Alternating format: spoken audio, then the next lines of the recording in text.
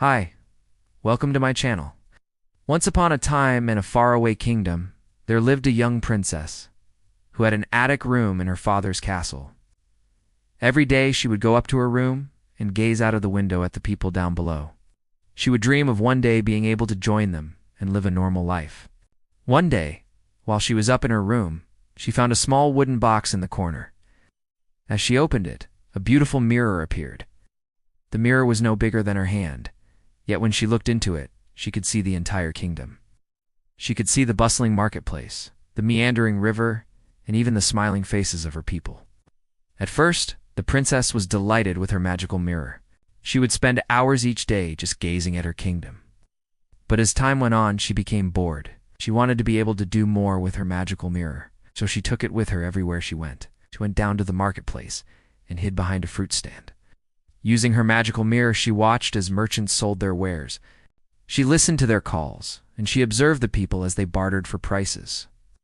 Then she went down to the riverbank and sat on a nearby hill. She looked at the happy families as they picnicked on the grass, and the young lovers as they strolled along the bank. As the sun began to set, the princess returned to the castle. She went up to her room and gazed out the window at the twinkling lights of the city, but her heart wasn't in it. All she could think about were the people down below and the lives they were living. That's when she had an idea. She took the mirror and walked over to her vanity table. As she gazed into its depths, she saw not her own reflection, but the reflection of her people. She saw their hopes and dreams, their fears and worries. And in that moment, she realized that she wasn't just a princess, she was a leader. It was her responsibility to take care of her people. From that day on, the princess was never the same. She knew that she couldn't just run away from her duties.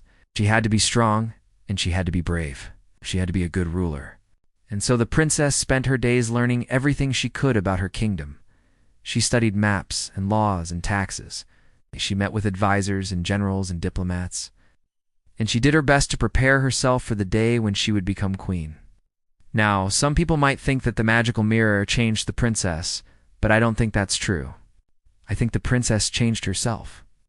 She chose to stop being selfish and to start being responsible. And that's what made her a good ruler. Thank you.